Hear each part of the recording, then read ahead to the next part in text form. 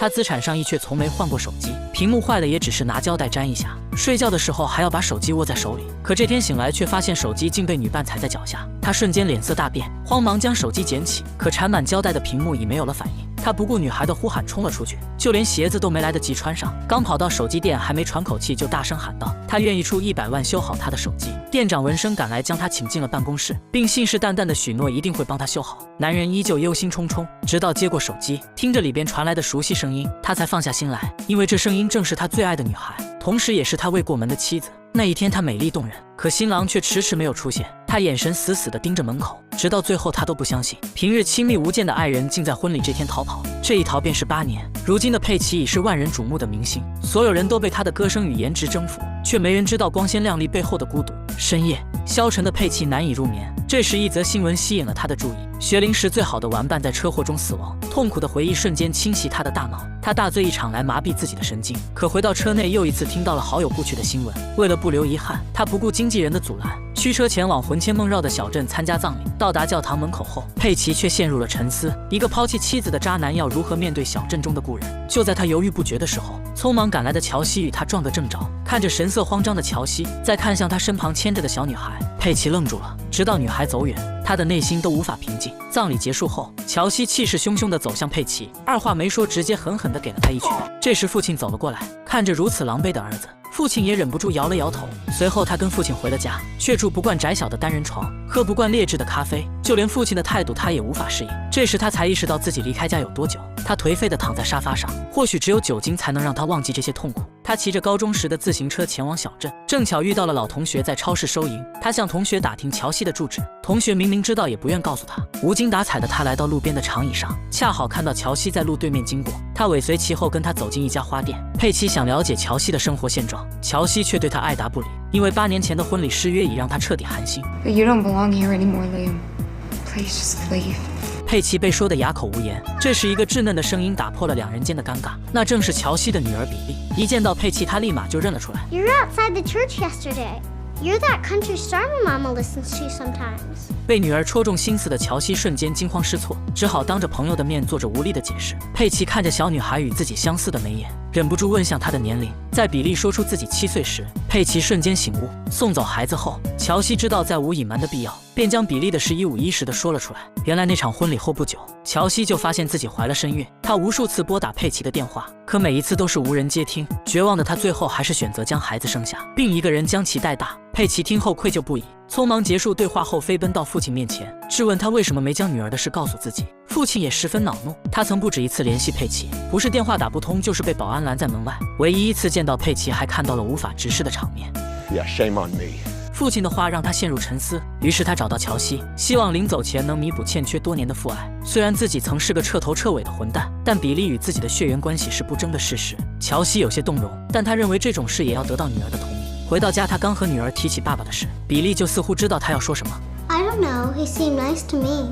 The guy from outside the church and the flower shop, right? 接着乔西告诉女儿，其实爸爸并不是抛弃了她，因为爸爸离开的时候并不知道她有了宝宝。女儿听后表现得十分懂事，不仅原谅了佩奇，还邀请她到家中就餐。晚饭时，为了让女儿开心，她给女儿准备了最大的泰迪熊，同时也为乔西准备了一条名贵的项链。可从母女的反应来看，他们并不喜欢。佩奇这才意识到自己亏欠他们太多的关怀与了解。饭后，比利邀请佩奇去看自己的宠物兔子，与女儿相处的欢乐时光，让他第一次有了当父亲的感觉。临走时，比利想要他接自己放学，他也想这样做，但不得不征得乔西的同意。显然，乔西是拒绝的，他还无法这么快原谅这个不辞而别的男人。这时，佩奇单膝下跪祈求原谅，心软的乔西最终还是答应了他。第二天，两人约定在校门口见面。这时，佩奇的电话响了，乔西一眼就看出那是他高中时的古董手机。尽管佩奇做出了解释，但是乔西对他的东西早就熟悉的不能再熟悉了。没过一会儿，一个电话叫走了乔西，接孩子的任务只能由佩奇独自完成。由于是第一次与比利单独相处，佩奇有些忐忑，却又倍感幸福。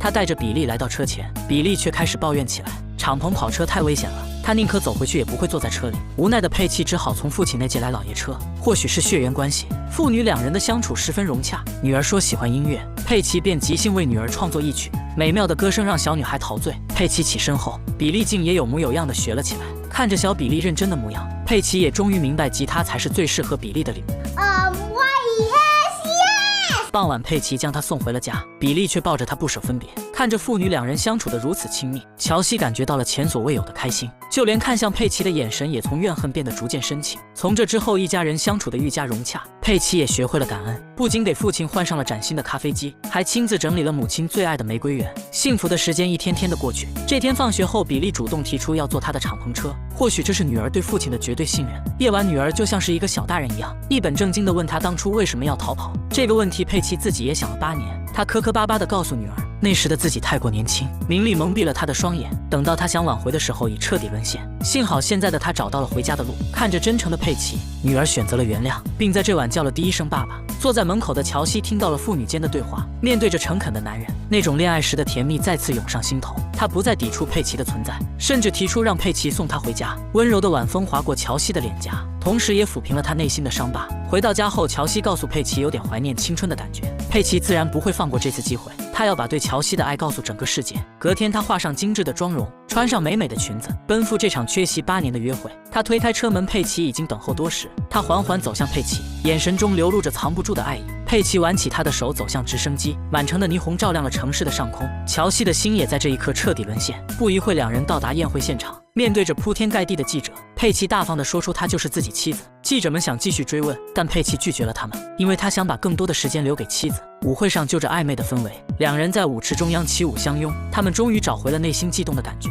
本以为生活会这样简单幸福地继续下去，可一次意外差点断送了他们的未来。这天吃东西的比利噎住了，所有人都惊慌地围了过来，只有佩奇傻傻地愣在原地，看着比利憋红了脸蛋儿。他想起了母亲抢救时的场景，恐惧瞬间充斥了他的内心，他无法动弹分毫。幸好乔西的弟弟在旁边，比利才得以脱险。过了很久，佩奇才缓过神来，他开始怀疑自己能否保护得了最爱的人。深夜满是心事的佩奇来到酒吧买醉，这时弟弟找到了他，大声呵斥他有什么资格成为一个好父亲与好丈夫。他的声音在佩奇的脑袋里回荡了整夜，最终丧气的他选择再次逃避。知道佩奇离开后，乔西痛哭不已，比利也默默地流下了眼泪。回到舞台后，他没有往日的光彩，所有歌曲中都透露着哀愁与悲伤，即使演出获得了出奇的效果，依然打动不了他那颗消沉的心。助理察觉到了他的愁思，便询问起原因。他把事情的经过告诉了助理，助理安慰道，之所以愣在原地，就是因为他太爱比利了。佩奇听过之后陷入沉思，他再次审视自己的内心，最后他放下事业，奔向了最爱的人。他再次播放乔西的语音 If I don't ever hear back from you, I will always love you, Liam. You will always be the one for me. And you'll have my heart forever. 这段录音让他撑过一天又一天。如今他终于鼓足勇气回复过去，原来母亲的去世给他留下了不可磨灭的阴影。越爱一个人就越害怕失去，越是爱得越深，他的心中越是不安，最终不安占据了他的内心，他才不得不选择离开。随后他冒着大雨来到乔西的楼下，他要用自己的余生来证明他的决心。可乔西并没出现，于是他放下手机悄悄离开。隔天沉睡中，佩奇被乔西叫醒，他知道佩奇把那条语音反反复复听了8年，甚至为了听到他的声音不惜重金修好手机。他知道自己在佩奇心中无可替代的位置。他的这次逃走，乔西没有指责，唯有一句欢迎回家。不久后，他们的婚礼重新举办，这一次无人缺席。8年的离开难以原谅，但爱情的世界没有对错，只有是否值得。不求事事尽人意，但求无愧于我心。